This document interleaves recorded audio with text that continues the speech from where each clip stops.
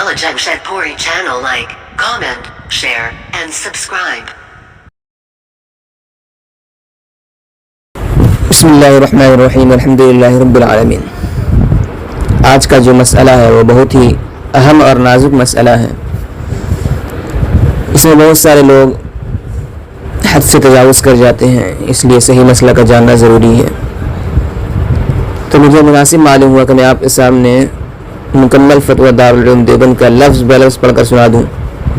देखिए,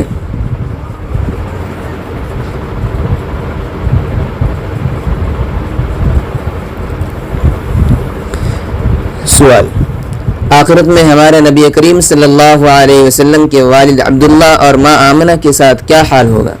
वो कहाँ जाएंगे, जन्नत में या जहन्नम? जैसा कि हम जानते हैं कि वो रसूलुल्लाह सल्लल्लाहु अलैहि वसल्लम के दौर नबूवत में नहीं थे और ना ही वो मुसलमान हुए थे। अब्दुल मुत्तलिब का मज़हब क्या था और आखिरत में उसके साथ क्या हाल होगा?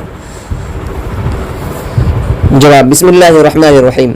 इमाम नववी रहमतुल्लाहि अलैह, इमाम फ़खरुद्दीन राज़ी वग़ैरहुम ने तसरीह की है, सराहत की है कि जिन हज़रात का इंतकाल आप सल्लल्लाहु अलैहि वसल्लम के बिअसत से पहले हुआ, अगर वह शिरक के मुर्तकिब थे तो ये लोग मुशरिकीन के हुक्म में हैं।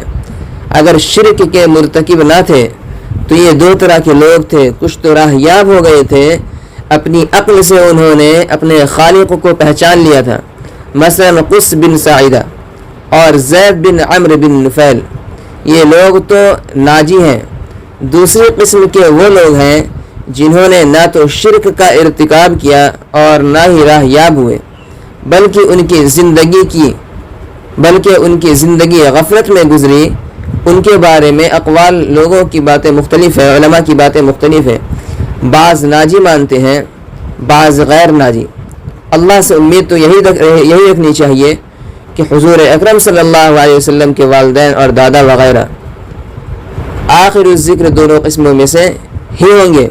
बल्कि बाज़ ज़ईफ़ रिवायतों में यह भी आया है कि अल्लाह ताला ने अपने फ़ज़ल व करम से हुज़ूर अकरम सल्लल्लाहु अलैहि वसल्लम के वालिदैन को दोबारा ज़िंदा किया था और ये लोग हुज़ूर सल्लल्लाहु अलैहि वसल्लम पर ईमान लाए, फिर दोबारा उनको मौत दे दी गई।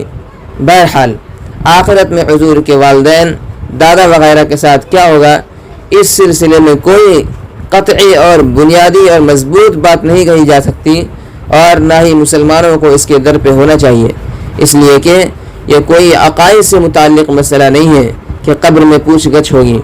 मुसलमानों को तो चाहिए ऐसी चीज़ों में अपना कीमती वक्त सर्फ करें जिनमें उनके लिए दुनिया या आखिरत का कोई फ़ायदा हो। नीज़ इस मसले में बहस करने से बस औक़ात ऐसी बात भी ज़बान या कलम पर आ सकती है जो खिलाफ अदब है। इसलिए इस मसले में तवक्कुफ़ और सुकूत ही बेहतर है।